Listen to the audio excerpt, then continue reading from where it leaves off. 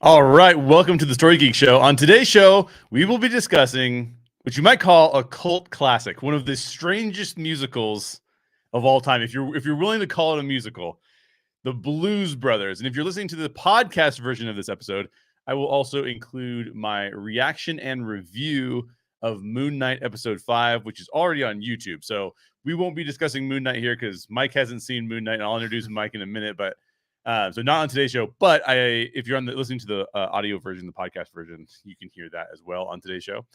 And I will say that I did think that episode 5 of Moon Knight had some issues. And so I give you that warning in advance because if you want me to only be positive about it, I'm not going to be. So don't listen to me. If you only want me to be positive, don't listen to that particular video. I don't want to bring your high down. But I did have some issues there. So this show will have spoilers for the Blues Brothers, but it's been out forever. It's been like 40 years since this movie's been out. So we are going to spoil it, but hopefully you've already seen it. I'm Jay Sherer, co-writer of Death of a Bounty Hunter and Time Slingers, and this is the Story Geek Show. Joining me on today's show is a good friend of mine, Mr. Michael Biondo. How are you, Mike? Good. How are you doing, Jay? I'm doing all right. I feel like I'm shouting at you, kind of. That's okay. I can't hear. Yeah, exactly. And you're the one that brought up having Blues Brothers as a major segment of this show. So yeah, this is one of your favorite movies, and we'll get into that. But you may know Mike because Mike is not only one of the top realtors in San Diego County in California, but he is also the person who's been watching the Star Wars movies for the first time and podcasting about it with me. So we may have some Star Wars questions like sprinkled in here somewhere near the end of the show because we still have to get him back into. I think the next movie we're supposed to watch is actually Solo, I believe, is what was on the schedule. The Han Solo. Whatever movie. your list was, I'll go. Whatever by the list is, that I think that's what we're going with. So we are doing for the Star Wars show. We are doing the eras order, which is an order that I created. So of course we're going to use my order on the show, but basically what it does is it follows the eras of Star Wars, but it does start with the original trilogy and then goes Solo, Rogue One, and then we go backwards in time. I think I have to look it up now because it's like so confusing. But anyways, I think then you go backwards into the prequel era. Mm-hmm. You may go to the prequel era first and then go. I have to check. We'll pull up the I text. have to check it. Yeah, we'll pull up the text. It's a super old text, so we'll never find it. All right, but we're gonna get into the Blues Brothers now. Now, the Blues Brothers was a film that came out, I believe, in 1980, right? I think so. Yeah, directed by John Landis, classic Hollywood director, very much an quintessential 80s director. Yeah. Starring some SNL cast members, Dan Aykroyd, huge movie star, huge TV star, and John Belushi. And John Belushi, obviously tragic because he died early.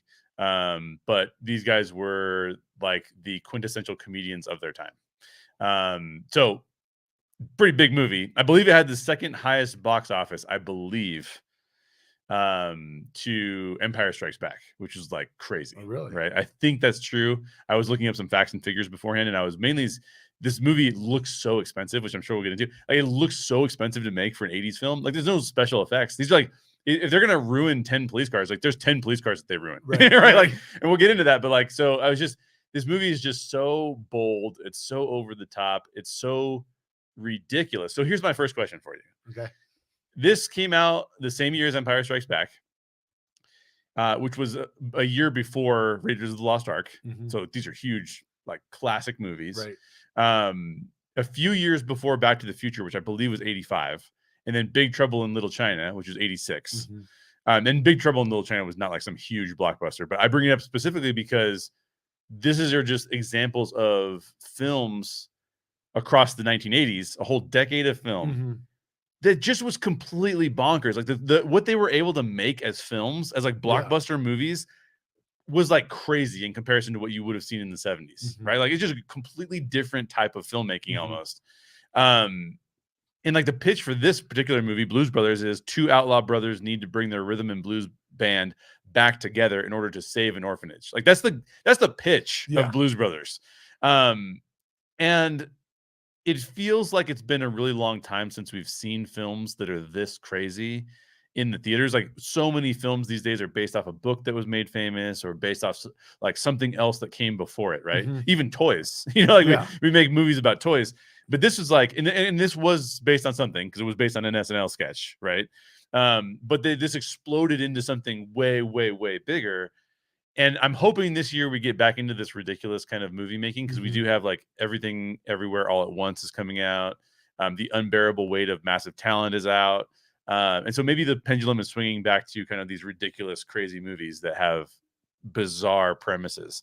But my kind of question is, why did we wait so long to bring some of these movies back? Like, why did we wait 40 years and in between have very few movies that are like just wild and crazy fun for the sake of wild and crazy fun's sake? Why didn't we do that? Like, it's weird. Well, that's a good question. My initial reaction would be that probably because back in the 80s, I assumed that technology was good enough to make good movies, but not so good that we can make CGI and all that stuff amazing. Right.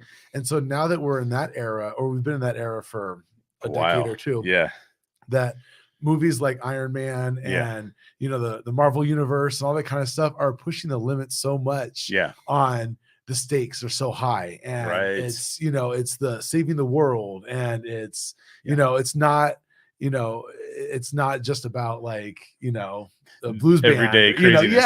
It's not just about that stuff. So I think we got into that, and hopefully, as you were saying, that we're kind of now getting out of that and maybe bringing some stuff back, or that's my hope. But I wonder if there's anything else that are like societal factors too. And the reason I bring that up, because I think you're onto something. Like when you get into new technologies, it's like, well, let's make these things like serious and crazy, push it to the limit. But I'm wondering too if part of it is that in the 80s there was a lot of optimism for what the world was going to be like. But we were still at the beginning of the 80s, especially, well, throughout most of the 80s, still in a pretty serious Cold War with Russia. And so I'm wondering if there is something to do with society as it pertains to the more we see the overarching threat of something as big as like a nuclear war and how serious that is, the more we want to escape to a craziness in the movies. Like, right? Like there's a kind of a balance there. I know that there's when things are really, really good, maybe we go moving towards independent films. I mean, like in the 90s, independent films were like the biggest thing around. And like they were very small, but very serious and very personal. I'm wondering if there has something to do with that. Like when we're in an era of what you would call like stability or even prosperity, then we kind of go to stories that make us remember that the world can be a serious place for some people. But when we're in a world where it's a really serious place for a lot of people, then we go towards the ludicrous. We're like, just give me something crazy. No, I don't even want to deal with this intensity. But this movie really is truly bonkers. I mean, like now granted, I say that, and I will also say that it's pretty stunning how well some of it is filmed. Like, in other words, what you'd expect to see as bonkers today is like somebody's YouTube channel where they're like doing pranks on each other, and it's like stupid, right? There's not a lot of, now there are some prank YouTube channels that are like really sophisticated, but a lot of them are just like, let's be dumb on camera and see if people laugh at us. This was let's be dumb on camera and see if people laugh at us, but also use really good filmmaking techniques. The first 10 minutes of this film, there's very little dialogue. Well, I have notes about that. So let's get into that. Like the first 10 minutes, he's like exiting prison, and it's filmed really well. You know what I mean? It's not like, oh yeah, he's out of prison and like now madness happens. Well, and starting the movie, unless you know what it's about and how it's going to be, you're like, is this like a thriller movie? Right? Is this like a dark? Right? No, it's like a crazy, adventure movie. Right? It's like, you wouldn't know. You'd be like, is this Shawshank Redemption, or is this like, like you wouldn't even know. Until he gets to the scene where they're giving him back his property, and then you're like, whoa, what am I watching right now, right? So this is now, we've mostly talked about Star Wars, and then one of the things you said to me was, I really want to talk about the Blues Brothers because that's my favorite film. So what are some of the things that make the Blues Brothers your favorite film? Well, so I'm a musician, I'm a drummer, and I love the music in the show. I think that for me is the number one draw to the movie is that it's a musical, but it's not really like a Sound of Music musical, you know? Right. It's more like a rock musical. And like actually a very serious one. Like in other words, like very serious. I mean, the performances, just like we talked about the opening sequence, are taken seriously. Yeah. So the musicians in the band of the Blues Brothers band are, in my mind, some of the top musicians, like by far. Like they're amazing. Yeah, they're and they were taken from some from the SNL band. Some I think Donald Duck Dunn and Steve Cropper came from Booker T and the MGs. Awesome. And so there's some really high end performance musicians in the show, and for me that was a huge draw, and you got to see them not necessarily act, but more so play their instruments and play in the band, and you can see the energy from the band when they play. I think the first time they played was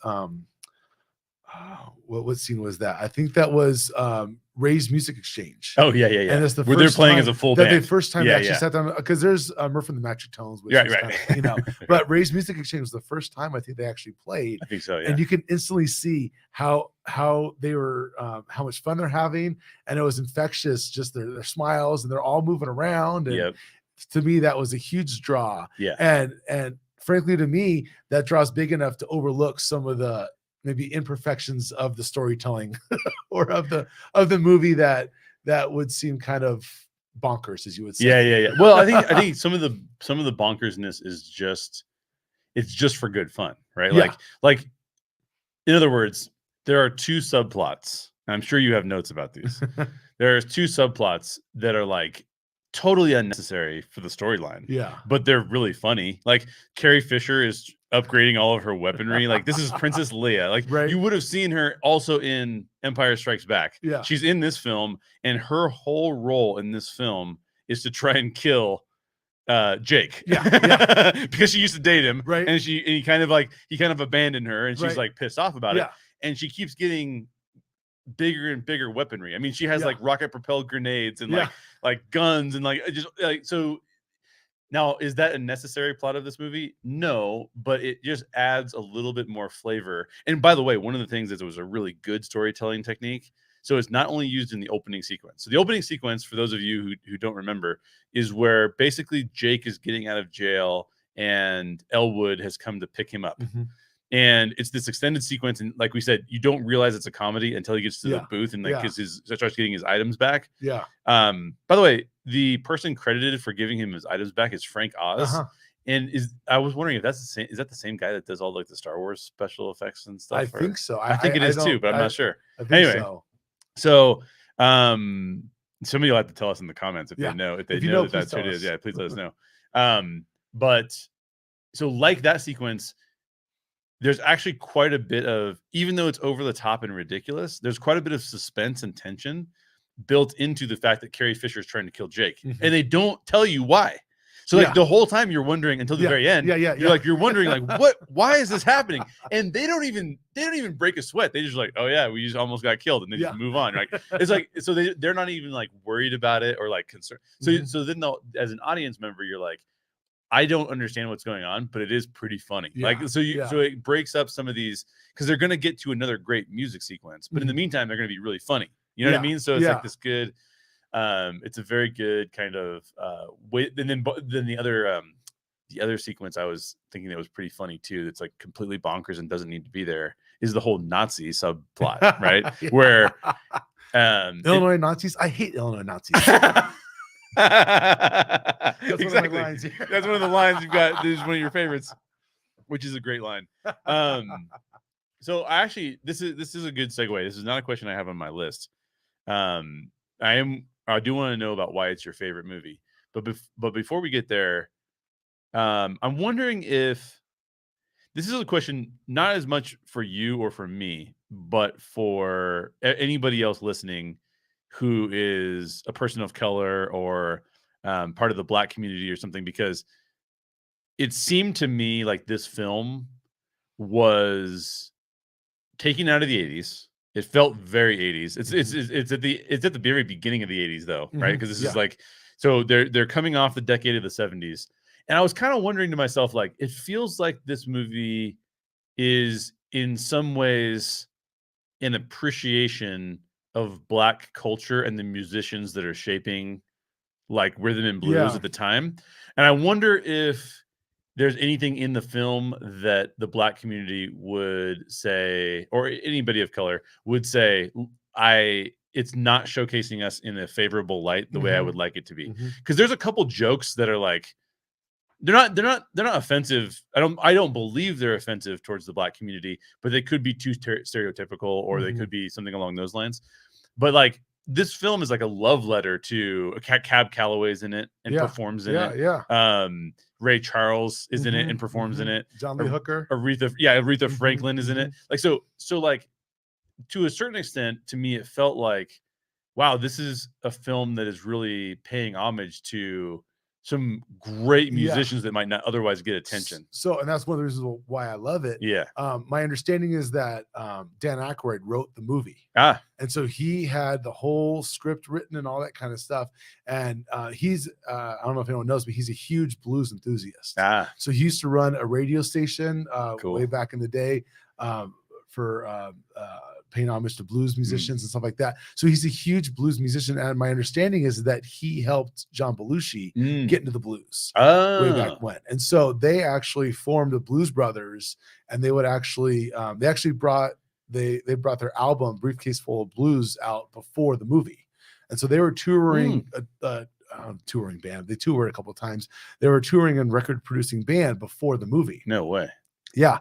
And they were actually like a legit band. The band wasn't put together for the movie. The band was put together for the group. So John Belushi is really singing. John Belushi's really singing because he's great. Yeah. So and from the light research that I did, my understanding is that he actually used to play drums or was in percussion or something like that. So some of the bandmates would say that his rhythm is so on point versus other singers that don't have that background. So yeah. So Dan Aykroyd wrote the story, wrote the script, and he's a huge blues fan. So I think that's where your point comes from, that it's not just about rock music or whatever like that, but he really dived in and chose, who he wanted to honor and kind of bring those people to the forefront that normally aren't, because face it, blues is not really a showcased, era of music. Right. So I think the fact that he wrote that really kind of helped to bring out his love of blues to the screen. Yeah, that makes sense. Part of it for me was, as I was watching it, was that a lot of times one of the things that is brought up frequently, by the way, I think I'm going to sneeze at any time. So just letting people know, like, why does Jay keep pitching his nose? One of the things that I feel like this movie does really well is that we're in an era where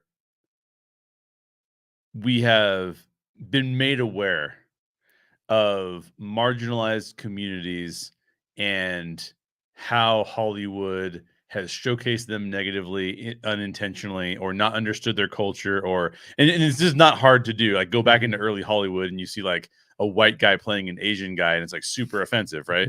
So we know that this is like the history of Hollywood is inclusive of like this really bad behavior towards marginalized communities or people of color, or pick your different group, right? Like there's been some bad things that have come out. But as I was watching this film, and I think the reason I'm bringing this up is because one of the things that I reflect on is that I think sometimes part of the reason why movies aren't as bonkers as they used to be is because people are a little bit worried that, like, if I go too bonkers, I might offend some people, right? Like and I was watching this movie and I thought to myself, like, it doesn't feel like anybody should be getting offended here. It feels like everyone should be having fun. You know what I mean? Like, and like I'm saying, I'm viewing this from a white male's perspective, so I can't say like you might be seeing it from a different perspective. Like, dude, you missed it. Like, this was really offensive, right? But I think that, like, because even some of the jokes that are like maybe like there's one joke where there's a husband and wife who own a diner, and the wife is Aretha Franklin, and the husband is a bass player, I think. No, McIntyre Murphy. Oh, okay, so he's a guitar player, and so I got it. And he says basically something along the lines of like, "Woman, you can't tell me what to do. Like, I'm gonna do whatever I want, whatever." And that's just a joke to set up Aretha Franklin's song about women getting respect and like, So I think I think it's interesting. It didn't feel to me like, I think you could easily watch Big Trouble in Little China and be like, oh, okay, like this is an entire movie's based on a stereotype of a culture that's just not cool, right? It would have been better if like a lot more Chinese people were involved in making that film to make sure that it wasn't so like, you know, although it makes fun of white people too, because he's completely ridiculous, the hero in that movie.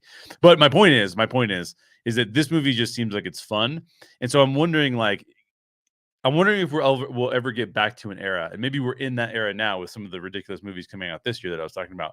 But I wonder if we'll ever get back to an era where it can just be fun, and we're not looking for things to be like, this is just like, and I don't mean that as like people are being too negative about movies. I'm not saying that. I'm saying I think the playing field has become difficult to navigate, and that restricts creativity, and sometimes in really good ways, so that we don't offend people. But at the same time, I'm hoping that like people figure out what that playing field is, and then create ridiculous stuff.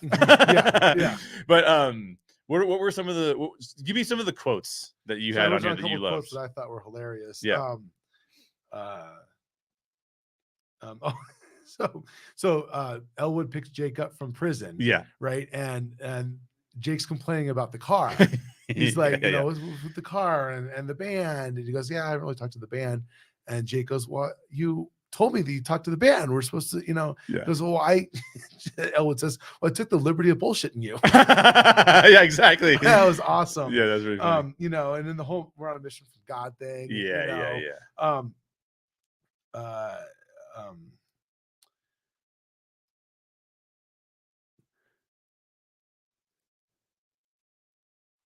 So it's just stuff like Bob's Country Bunker. How you know, one of the famous quotes was like, "Oh, what kind of music do you play here? Oh, we got both country and western." You know, like, and then I don't know if you anyone caught it, but when the band's unloading the stuff on the stage, Bob hands I think it's the sax player the set list, and he goes, "I'll give this to you, sonny. You're the tallest." Like, what doesn't make any where sense? did that come from? You know, like That's awesome. you know.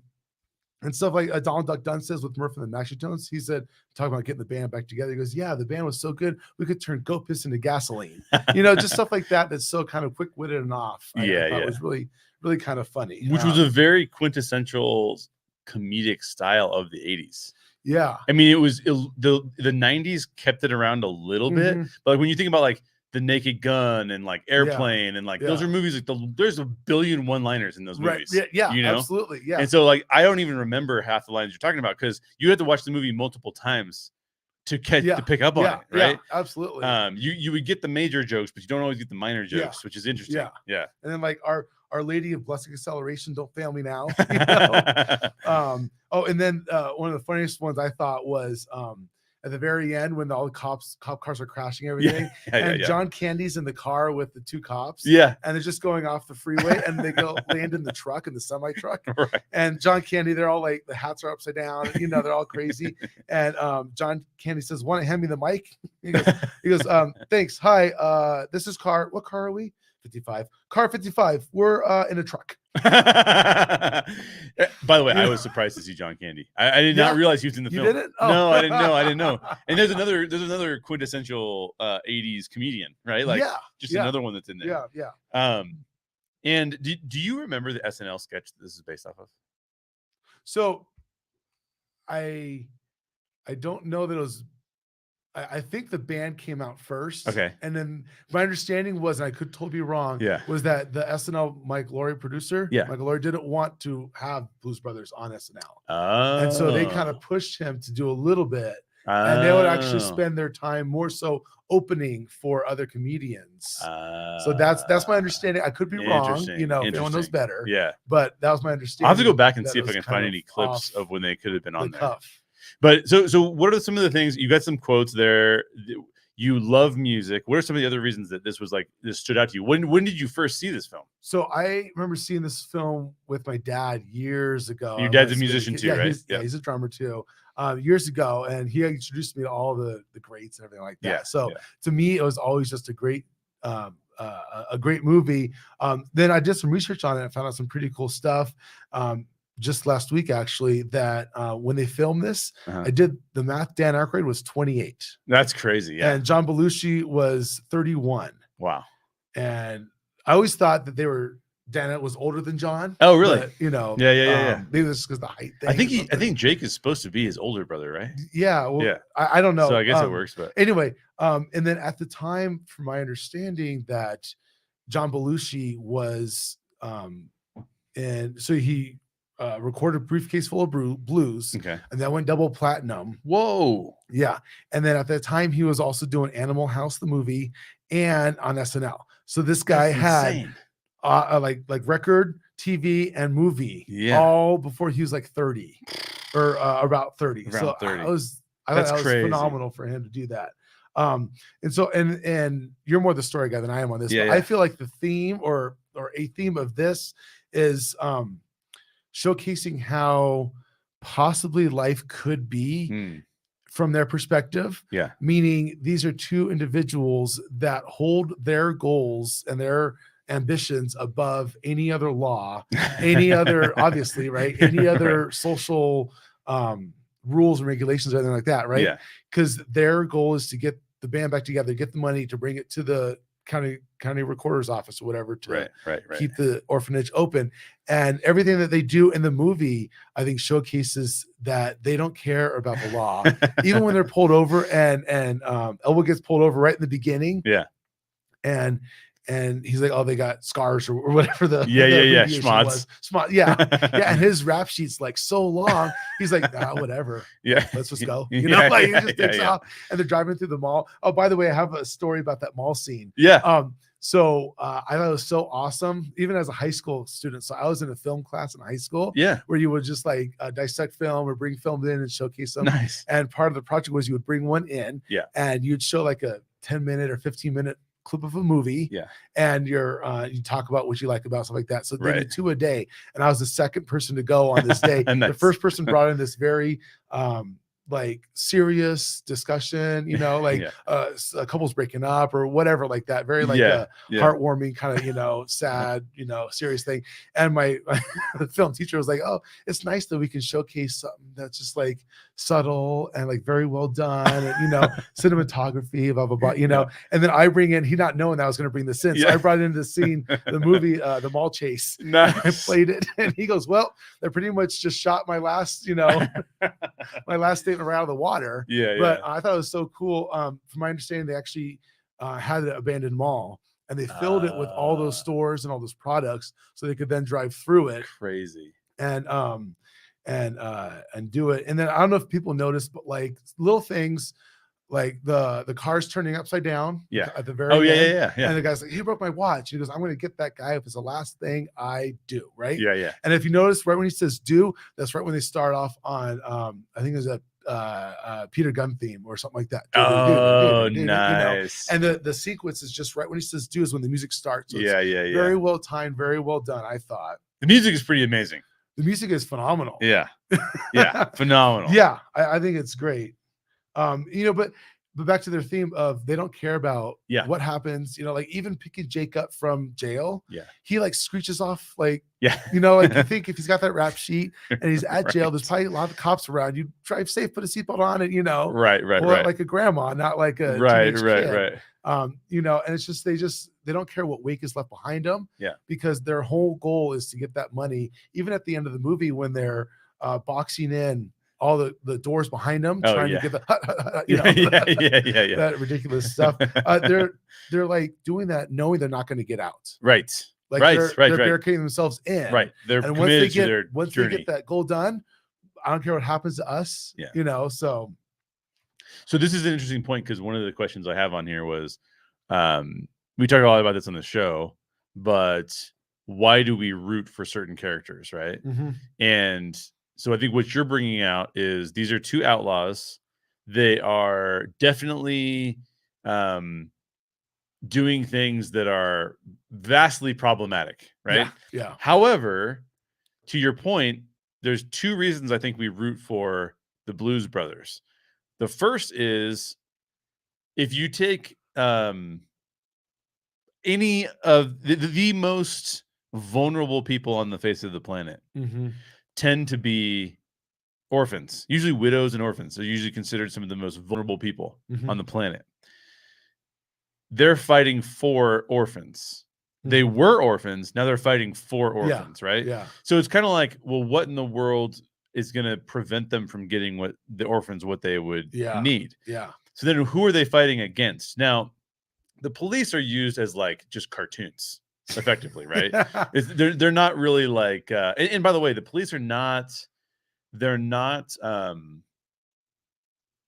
going to use the word disrespected, but there's probably some people would say like they're disrespected. I imagine if you're a police officer, you don't watch this movie and think like, oh, I'm so offended. You know what I mean? Like usually cops are the ones you're rooting for. Usually cops are the ones you're rooting for, but here it's not like we're anti-police. Yeah. Right? Like there's no point in the movie where we're like, well, John Candy's a big jerk and we're not going to root for him more. Even the two guys like that are trying to get them and bring them in, they're not portrayed as villains. No. They're not portrayed as like the bad guys. They're just like, we don't want them to get these guys because we want these guys to help the orphans. Yeah. Right. Yeah. So they do it in such a way that's like, it's fun instead of offensive. Right. Right. The other thing that I think, so that's the one category, is that who they're fighting for is heroic, but because they're willing to do anything to get it, including break the laws of society, even though nobody dies. Yeah. Right. Well, maybe there's two characters that die. Yeah. But I'll get to that in a minute. Yeah. They're kind of anti-heroes, right? Like we're like, they're heroes, but they're not abiding by, they're doing things that are selfless, but they're actually people who would prefer to be selfish, which is sort of like the anti-hero definition, right? Yeah. Then who their ultimate enemies are the ultimate bad guys, which is the Nazis. And so we kind of know, like, okay, these guys they're not villains, because that's the Nazis. That's what they show us. The Nazis are the villains. Yeah. They're not the heroes, because the heroes are the most heroic character in the movie is probably Cab Calloway, right? Like he doesn't disobey the law, but he does help the orphans. Like he's the most heroic of all the characters. And so it seems to me like because of those things, they become the anti-heroes that we want to root for. I mean, is that kind of like what your feeling is? I feel like there's so many, I'll say protagonists that they're fighting against. Yeah. So I noted that they're fighting against the county assessor. That's kind of the person that's, causing the problem. Government. Yeah. Whatever. Yeah. Carrie Fisher, who, by the way, I don't think even has her character doesn't have a name. I don't think so either. Yeah. And a side note, that during this time, I believe Dan Aykroyd was actually dating her. Oh, really? Or they were briefly engaged as well. Really? And there's a line in the very end when they're in the tunnel and she's like trying to shoot at him. Yeah. And he says, "Who is she?" That was so ironic that Dan Aykroyd would say that, because they're probably dating. They're dating. Yeah. Anyway, so there's Carrie Fisher, there's the Nazis, there's a law enforcement, and then there's the good old boys and Bob. Oh yes, from the country bunker. And the good old boys are definitely villains.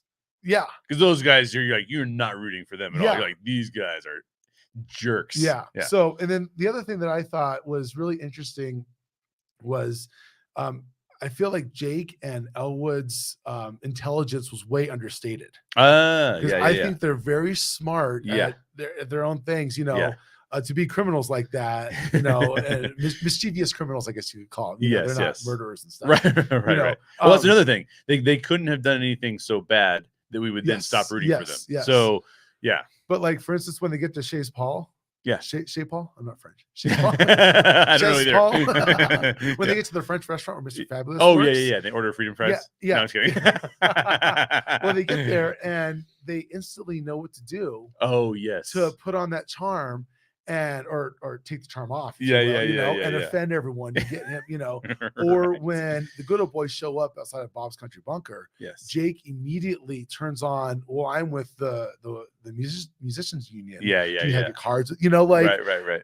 He's just so smart at all that kind of stuff. Yeah. But yet he can't seem to get out of this criminal lifestyle. Right. What's interesting about it is, and this is true of maybe a lot of con men and con women, but they take the easy route to try and get quick money, but that end up on a very difficult route to try and convince everybody that they're a con person, like that they're not a con person. So yeah, it's definitely, I mean, this is what we're talking about. Like, so for those of you who have seen this movie but haven't seen it in a long time, I mean, watch it again. Basically, yeah, go watch it again. But like, also, like, basically, two guys get out of jail. They're basically sort of deadbeat musicians who used to have a band, but the band wasn't doing very well. And in order for them to like try and keep performing, they tried to steal some money here and there. They tried to like grift some people out of things, and then they got put in jail. And now the orphanage that they grew up in is going to be taken over by the county assessor, and they need to pay $5,000. It's only $5,000, by the way. It's not even that much money. They're like GoFundMe. They have it like tomorrow, you know. But so they say, let's get the band back together and let's go play our music at various places, so that we can earn money. Yeah. But then even that ends up being an entire grift of everyone, an entire con to get the $5,000. At first, Jake's like to the Penguin. Yeah. He's like, oh, $5,000, no problem. I'll get you tomorrow. Yeah. And she's like, I don't want your stolen money. Yes. And so he was initially going to be, oh, I'll go rob something. Yeah. Or I don't know what he was thinking. Yeah. But and then that's when it kind of sends them, and they talk to Cab Calloway, and he gets them to the church. Yeah. And that's where Jake has this epiphany, which is kind of funny. So the church scene was a great scene, and my understanding is that I think that was. I forgot. James, what's the preacher? Cleophas Brown. Yeah, Cleophas James. Yeah, but what's the preacher? James Brown. Yeah, James. I forgot to bring up James Brown. I couldn't believe I forgot. James Brown.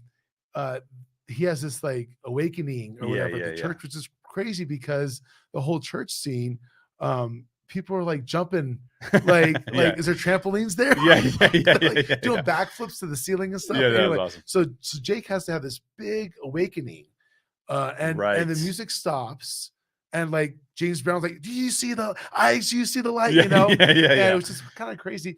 And then he does this whole dancing thing, and then he gets back, and all he has to do to convince Elwood is like 2 lines. The band.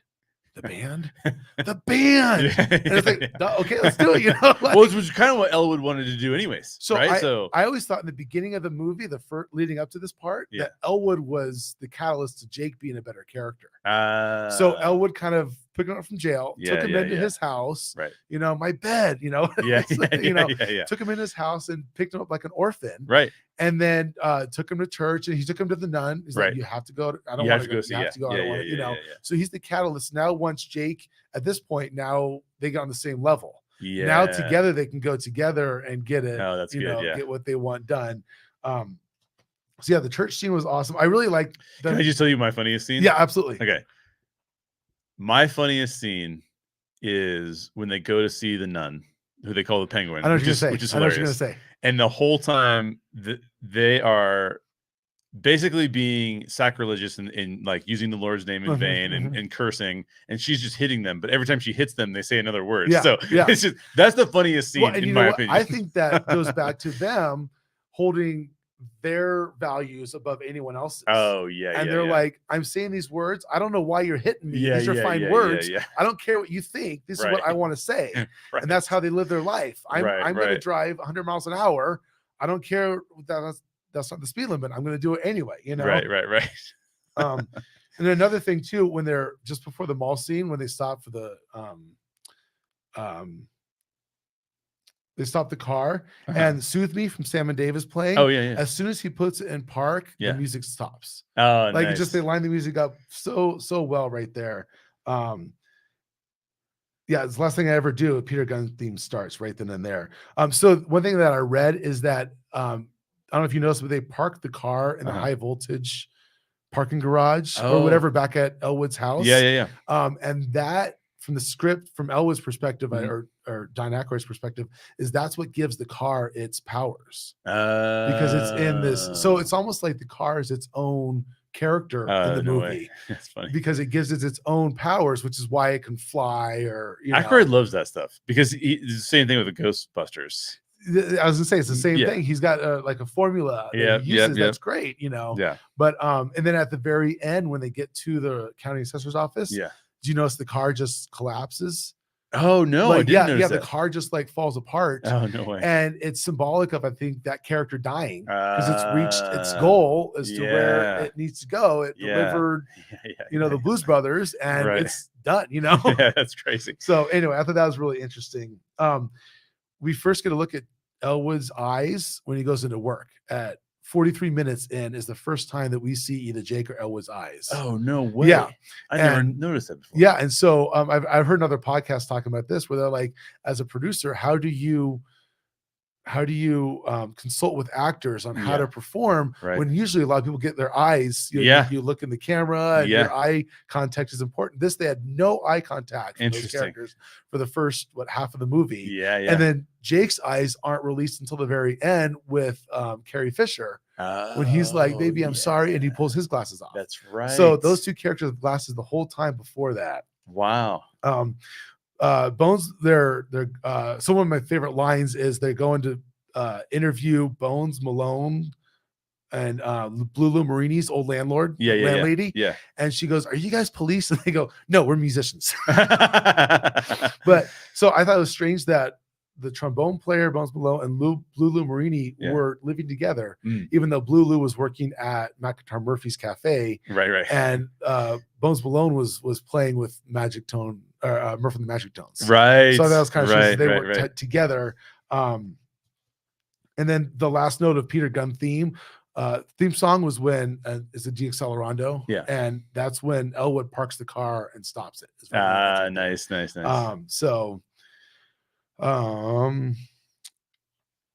By the way, I thought of another show. Yeah. You probably haven't seen this, but I thought of another show that's kind of ridiculous like this. And it was the show Peacemaker on HBO Max, which is about a character from the Suicide Squad that got his own show. And the reason why it made me think of it, because you were talking about Peter Gunn, unrelated, I believe, but James Gunn is the director of Peacemaker. He's also the one that directed Guardians of the Galaxy. Okay. And so he has, in Peacemaker and Guardians of the Galaxy, he has like this, he wants to pay homage to the classic rock. And so he always has classic rock in all of his soundtracks. Yeah. So there is something coming out of that era. Like people who were heavily influenced by that era are the ones who are still doing kind of ridiculous movies today. Yeah. So I don't know what it was about that time frame that it made people say, like, let's just, I do know this. This is true from a storytelling standpoint. I know that, and I've heard people talk about this, people who worked in the 80s as script writers or producers or whatever. They were looking for scripts that had a wider range of emotions than a lot of what you would see on television or in movies today. So in other words, what I mean by that is they wanted you to cry, but they also wanted you to laugh, and they wanted you to be thrilled, and they wanted you to also be scared. And they also, I mean, so that's difficult to do in a movie, because like how do you hit all of those emotions? But the movies that I brought up earlier all do that. Raiders of the Lost Ark does that. Like Back to the Future does that. Empire Strikes Back does that. Like now, some of them don't do some of the emotions as well as others, right? Like, so Star Wars isn't like really funny, you know what I mean? Whereas like Back to the Future is at parts really funny. This movie is at parts really funny. So it's, you know, it's not like but today what you'll see is you go to see the Batman. I don't know, you probably haven't seen the Batman yet. No. Well, it is dark, and there is no comedy in the Batman. Like, there's not even a moment that you're supposed to laugh at that I'm aware of, you know? So like movies these days, they will try to capture a tone and they'll stick with the tone. But movies in the 80s, a lot of times, if you go back and watch them, they'll play with like 3 or 4 tones throughout the entire film. Like so it was a different kind of movie making experience. They were trying to, it's almost more of like, it was like just almost totally feelings based. Like, let's just give you a range of emotions in 2 hours and just see what we can do.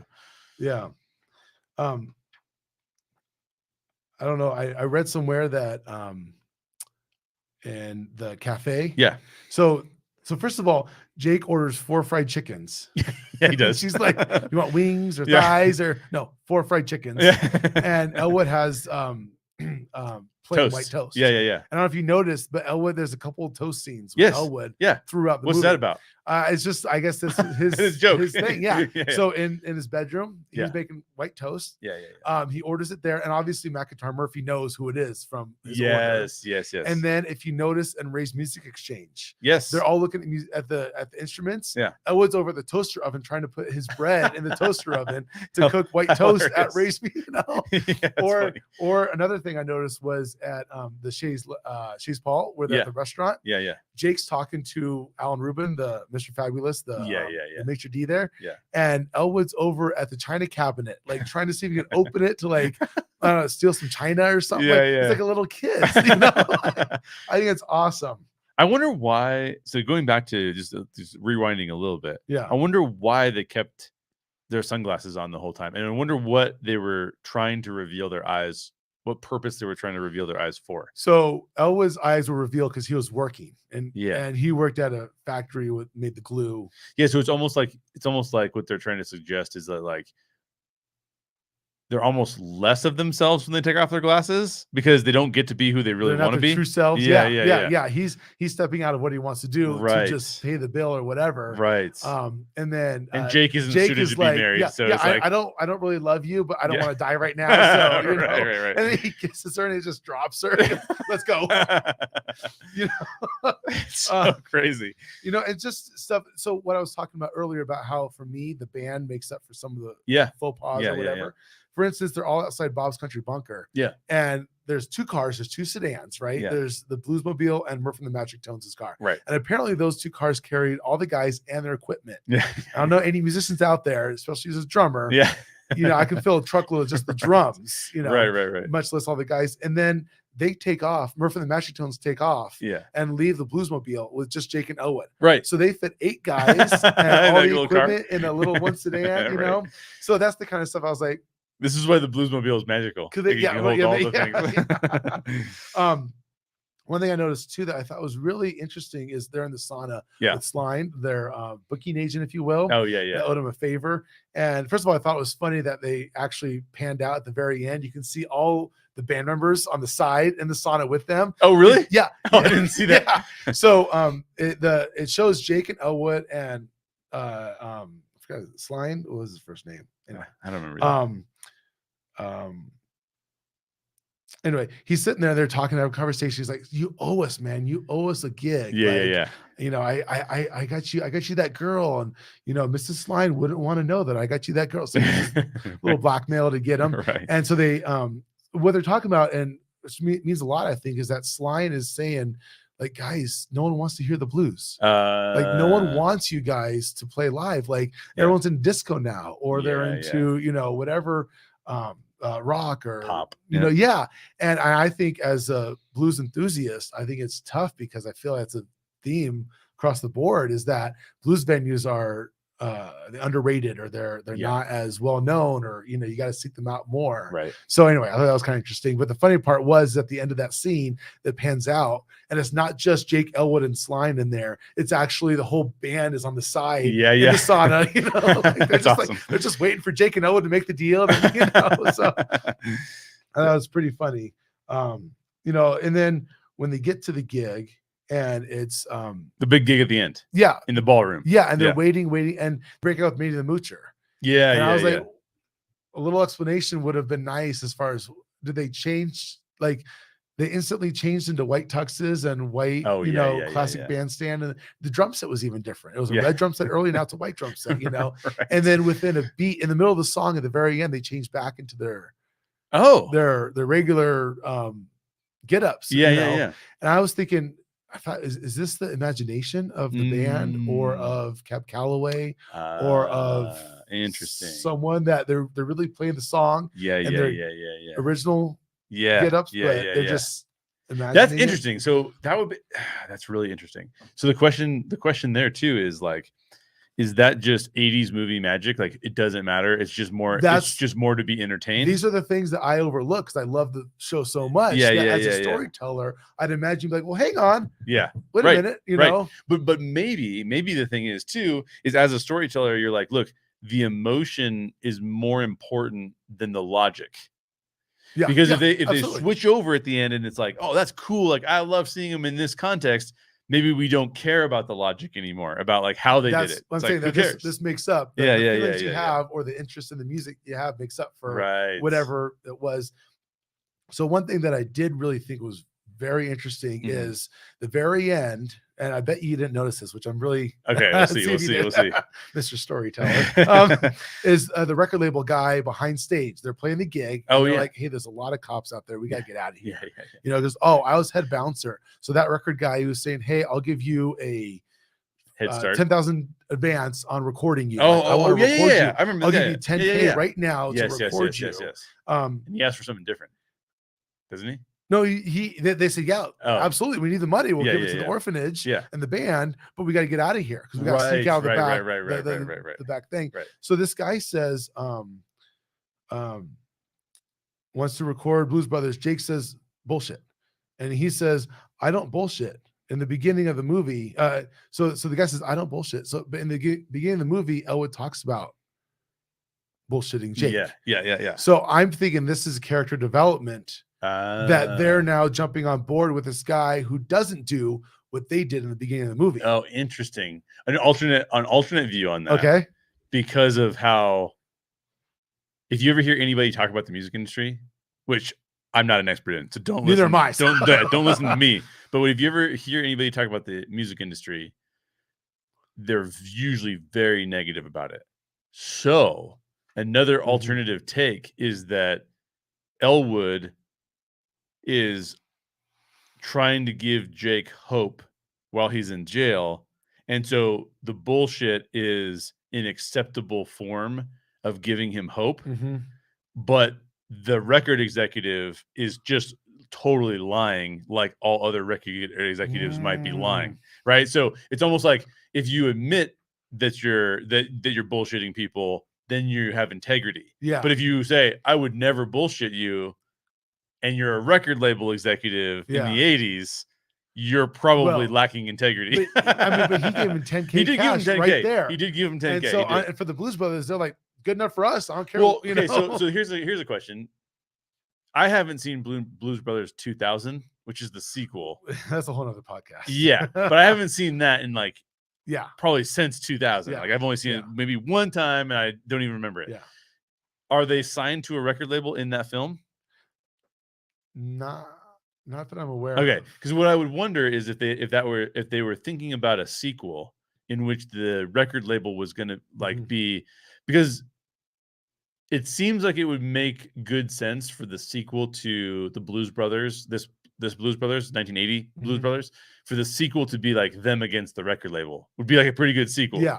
So it'd be interesting to see how that would all kind of shake out. There's a lot of drama with Blues Brothers 2000. Was there? And so a lot of people who love Blues Brothers don't like Blues Brothers 2000. I like it in the sense that it's another version of the band playing together again. Right. Which is my whole thing. So you like the music. Yeah. New songs, all that kind of stuff. Same band. But they added a kid, then they added an ex-cop who came in, and John Goodman and stuff like that. So it wasn't the traditional Jake and Elwood, and they couldn't use John Belushi. Obviously. So who's the James? Belushi? No. That would have been cool. Well, he actually is doing some stuff with Elwood as Blues Brothers now. Like they're touring, or there's a really? There's a band. Yeah, he actually James is. No way. No, Jim. James. Yeah. And there was actually a cartoon Blues Brothers that came out for like half a season or something like that. Yeah. And I think it was with like Dan Aykroyd's brother and John Belushi's brother. Oh, and so so some of this stuff never quite got off. But it's hard to beat the original. It's hard to beat the original. It's always hard to beat the original. Yeah. And I think my understanding is that when they came to do Blues Brothers 2000, is that the network came back with all these listed demands. Okay. You got to include a kid. You got to you got to have the same plot line or whatever it was. So it's basically the same plot of Elwood putting the band back together for an accomplished goal. Right. So let me run this by you and see if this is, and we can start to close out in a minute here, but I got questions for you. Oh, you have some questions for me? Good. Yeah. I have one more question for you before we get into your questions. And that is there a way or a reason this isn't basically just an adult Disney movie? It's like basically a Disney movie with, because like basically what you're doing is you're saying we have, now granted they're anti-heroes and a lot of, but I mean it's very similar to like an Aladdin, right? Like where he's fighting for the right thing, even though he's against the people that are in power. And then there's music every once in a while sprinkled in. This to me seems like it's a Disney movie for adults. Yeah, I could see that. I could see that. I would think this is almost, so for me, if you took the music away from this, this would be a very dull movie for me. Oh yeah, totally agree. Because it's not funny enough to watch it only for the comedy. Yeah. And if their way to get the money was some other way of working, or it wouldn't work. It wouldn't. This is so interesting because the music for me is, yes, I totally agree. The awesome part. The music is what makes the movie a classic. Yes. It's not anything else. Yeah. So there's a lot of questions I have. I don't want to go through all these. If you were to write a prequel to this, what would you focus on, or how would that look? Interesting. Well, you definitely don't want to go back to the time when they were kids, because that would make sad. That would be weird. It'd be weird, right? Yeah. I think what could be an interesting prequel to this, though, is we know that Jake was in prison because he stole some things from I think he stole it from a grocery store or gas store. Gas station. Okay. I think a more intriguing prequel would have been that they got him on the gas station charge, but it was more of like some big heist movie where they were like breaking into Fort Knox or something. But it was a musical. Like they had to, they had to get all, like maybe they were playing a gig and they were transferring a bunch of the gold from Fort Knox to somewhere else, and like they found that they had all the money, and then you would have to give them a reason for needing that money too. Like maybe it was like they were going to build another orphanage or something like that. Yeah. But I think that could be a good prequel, because it'd basically be like, I think it's a little bit of a disservice to Jake and to Elwood that they had these like extreme rap sheets and extreme prison, like, but it seemed like it was like small time, like kind of dumb things. Yeah. Because like you said, they seem really smart. Yeah. So it would be more fun to see them doing some like big heist thing that's really smart. Yeah. It's like Ocean's 11 meets Blues Brothers, like something like that. I think is what I would want to see. What about you? What would you want to see? I thought about this. I would like to see, of course, as the band. Yeah. I like to see the band in their initial stage. Ah. Like we hear about how great they were in the beginning, and how, and there's a line or something that Jake's saying, when the band's pumping and the crowd's rocking, and like he's a good salesman, Yeah. And so to see that in this infancy, like they're obviously young adults here, maybe they're teenagers, or maybe they're whatever it is, to see them in their heyday would be awesome for me. That would be awesome. Yeah. So do you think their childhood is the same as them as adults? Always trying to get around the law, holding their goal above everyone else. I think it has to be at least similar. And I'll tell you why. Because I don't think the movie works if they don't seem like kids. I think they're like kids. Yeah, they're like kids. They act like kids. Yeah. And so a lot of the 80s movies, the reason that they work is because we put ourselves in the place of innocence. If you didn't, you're like, so a lot has been talked about, and a big joke is that like, how in the world is Marty friends with Doc? Yeah, because it's so creepy. Like in any other situation, and they don't explain it. They don't explain it. Yeah, and I think that that's kind of one of the things that you're expected to show up with. I'm here for a good time. I'm not here to question like what people's motivations are. I'm just here to say, like, is this movie trying to be offensive, or is it trying to like present like everybody has a good time? And I think it's pretty obvious that everyone's supposed to have a good time, and it's only because we can just look at them and be like, man, I want to hang out with them. Yeah. As soon as I don't want to hang out with those guys, then they're super bad criminals that I just are the worst. Yeah.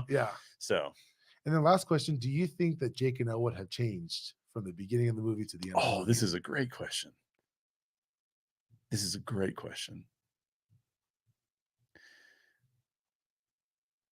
In some ways, yes. Actually, in some ways, no.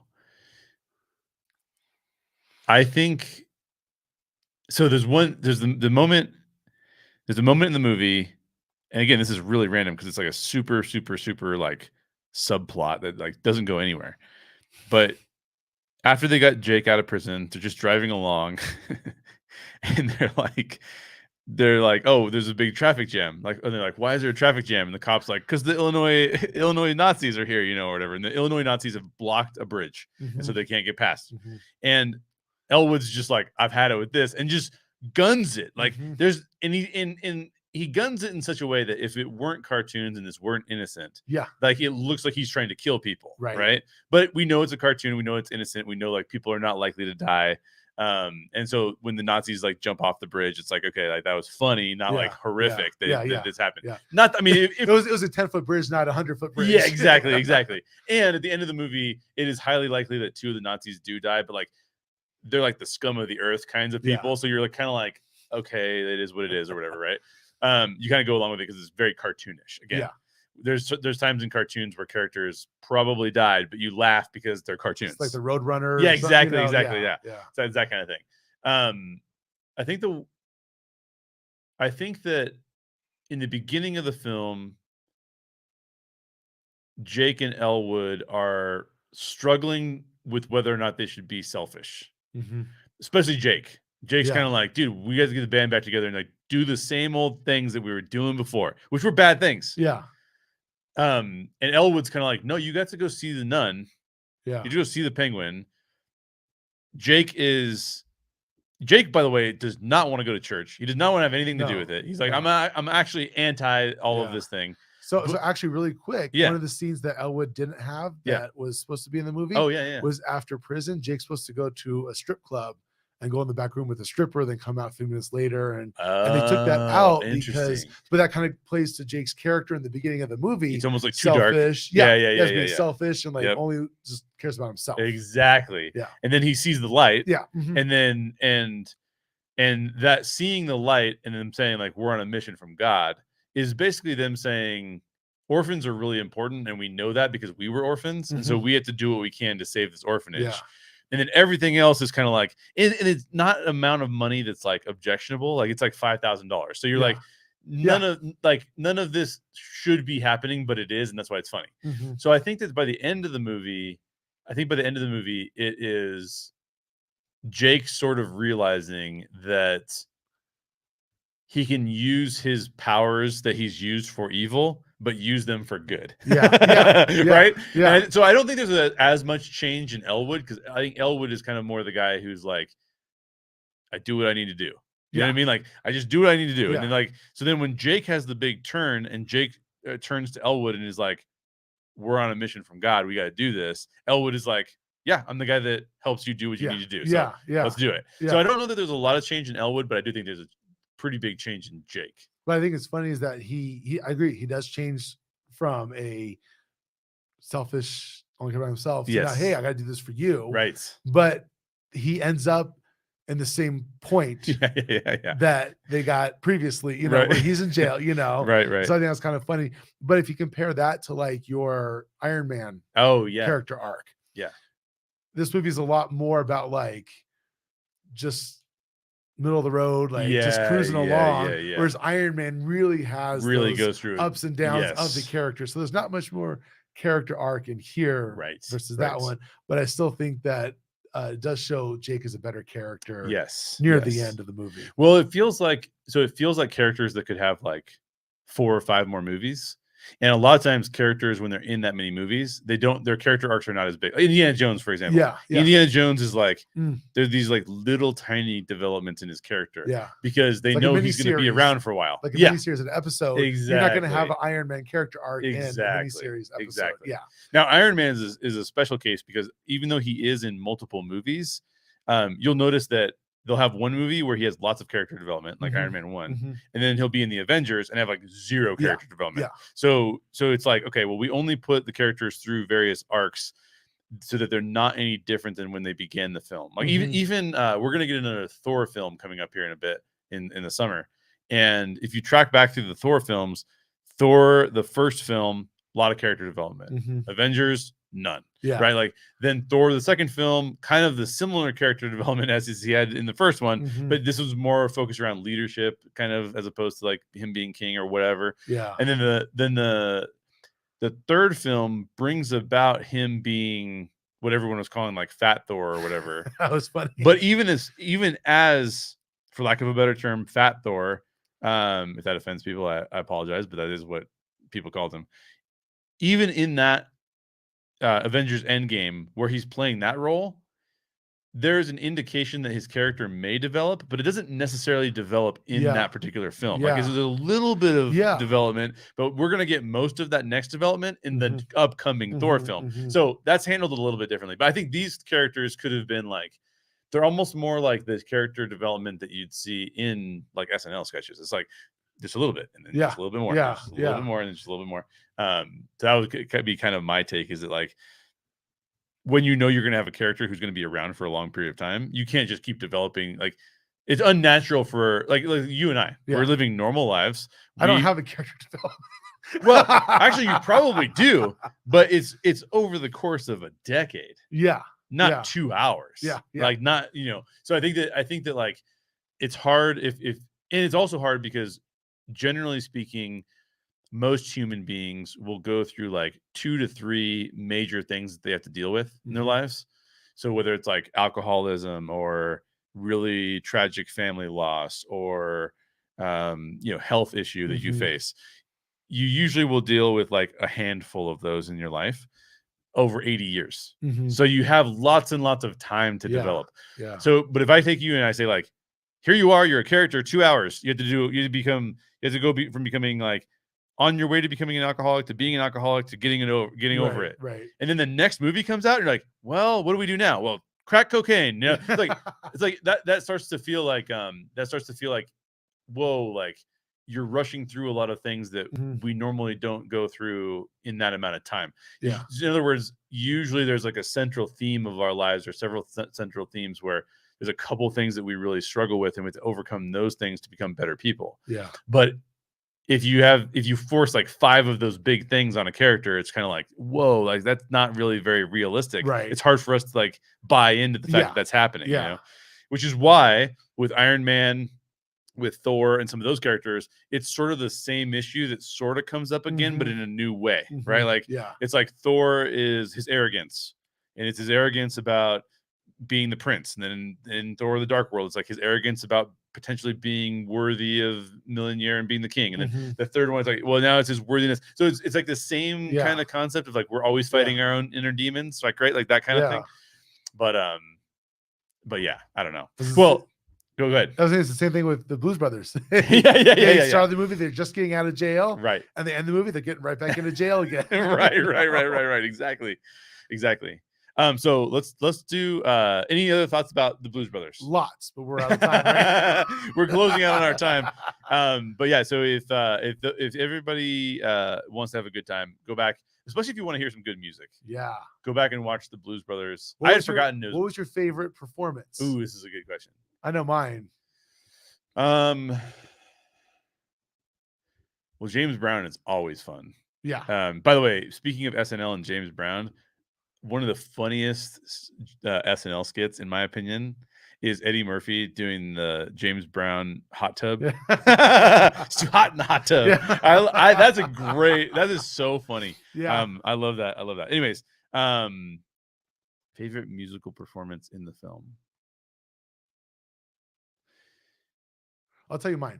What you're thinking? I like I like the Ray Charles one. By the way, the Ray Charles one. Yeah. There is there's a Barry sax in the recording, but you can't see the Barry sax. There's no Barry sax. Really? Yeah. So they dubbed that over. Interesting. I think they dubbed the whole song over. Anyway. Yeah. My favorite one was McIntyre Murphy and Aretha Franklin. Oh yeah. In the cafe. That was pretty awesome. The funny part about that is he's getting pushed around the whole time by her. Right? Yeah. He's just here, and they end the scene, and he's sitting in the chair. Yeah. And she's like pointing at him, like, right. And he's like, I'm leaving. Like he knew the whole time he was going to leave, but he was better for him just to leave quietly than to say, "Are you with her?" So, yeah. That was awesome. I thought that was an awesome performance. I heard one of the backup singers is Aretha Franklin's sister. Oh, no way.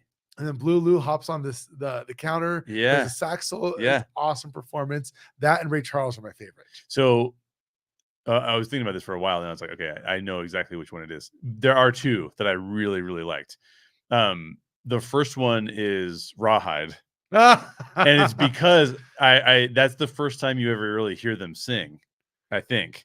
It's their first, isn't that their first performance? Well, the first performance was the first time that the band was playing was Ray's Music Exchange. Oh, that's before. Ray Charles. Oh, you're right. You're right. So, but I was really surprised because that was the moment where I was like, oh, they're really good singers. Like, they're like, this is actually like legit, you know? So I really liked that performance because it was again, they wanted to play rhythm and blues, but nobody wanted them to do it. How did they fill a whole night's worth? You know, we just heard we heard him struggle for 2 songs, and all of a sudden, the end of the night. Anyway, plot hole. But I think that was really impressive. But my favorite, and if I could go to a concert, this would be my jam. I would go to this concert all day long. Is the Cap Calloway song at the end? Really? Yeah, I love that because I love the like the big band vibe. Yeah, like that kind of vibe is like I love that kind of stuff. And he just has a very iconic voice, and the way he does things is so good. That I would have. That was probably my second favorite. I did like their performance at the end too. That iconic scene of them walking out with the briefcase. And Jake's throwing the key, and they unlock the briefcase. Like, what's in this? Like what are they? What's so special? They're locked up for under handcuffs. You know, it's a harmonica. It's awesome. Well, so and just to say this too, I love Ray Charles. I'm not as big of an Aretha Franklin fan, which may be like heresy to a lot of people, but like for whatever reason, that's just not my jam as much. But like I am a really big fan of Ray Charles, who I think is amazing, but that's not necessarily my favorite Ray Charles song. So the reason I love that song so much is the bass line in that song. I believe Donald Duck Dunn's playing bass there. Okay. And one thing I love about, he's one of my favorite bassists ever. He's way underrated, I think. Yeah. He sits there and plays the bass, and it looks like he's just like chilling, like at a bar or something. And the bass he's playing is like his fingers are like doing crazy stuff with this. Like, I don't know, he's like performing surgery with his fingers, and he's just like smoking a pipe, you know? Right. So the bass line on that tune is phenomenal. And then the same thing for the Aretha Franklin song. I think the bass line on that one is so those are the two things that I was geeking out that about. makes sense. And the James Brown scene is really fun, but that scene is played a little bit more for comedy than it is for the music. I feel like, and so my understanding is that the James Brown was the only one that did it live. Oh, okay. Everything else was dubbed in the studio, I believe, because James Brown, you know, he wants perfection. And that's another great band too. But I feel like the other performances are focused on the performance, and that one's focused on Jake getting the light, and the dancing and the church scene. And I'm like, I just want to like close my eyes and listen to the music. I don't want to. I don't want to. I don't need to see all that. That one's more distracting. It's a performance as opposed. Sorry, it's a performative piece as opposed to a music piece. And so you can perform music, but if the music is the focus, that's different than if the comedy is the focus. Where you mentioned earlier, like these people are like flipping around and jumping around, and like that's a distraction from the performance is distracting from the music as opposed to adding to it. The dancing on Ray Charles, that they're like dancing to the music. Yes. They're doing the moves. That kind of goes hand in hand. Well, same with the Aretha Franklin's too. That's a number where it's augmenting the actual, but this is more because he's not singing a song. James Brown. I mean he's singing words. Oh, Landmark. Yeah. But it's just not it's not quite the same intent. So anyways, so we have to watch some more Star Wars movies so we can get back to that portion of this. Thanks for being my first ever in-studio guest in this studio. And we'll close it out there because our wives are going to be so mad at us that we were recording for too long. They're going to be, what are you guys doing? What are you guys doing? Such trouble. So let me go ahead and close out the show. That is it for today's show. Don't worry, new episodes of the Story Geek Show come out every Tuesday and every Thursday. On Tuesday, May 3rd, I'll be diving back into the world of Tokyo Vice. And pretty soon, we'll be getting into Doctor Strange and the Multiverse of Madness. I believe that comes out a week from tomorrow. I want to see that. Yeah, I want to see that too. It looks amazing. And then there's also going to be Kenobi in the end of May. Kenobi's coming out on Disney Plus. Really? Which you're way too far behind to be able to watch Kenobi. No, we got a long way to go. You have a long way to go to watch Kenobi. We'll get there eventually. So there is some great stuff on the horizon. Make sure you subscribe to the Story Geek Show on YouTube or on your preferred podcast provider so you don't miss a single episode. All episodes are published to the podcast feed right after I finish recording them here on YouTube. Leave me a comment and let us know what you thought about the Blues Brothers. And if you haven't watched it in a while, go back and watch it again. Yes. Then let us know what you thought about it. Or on episode 5 of Moon Knight, especially if you're listening to the podcast version of this, that's the next thing you're gonna hear. Actually, no, I have to cut that because that's not the next thing they're gonna hear. That's all right.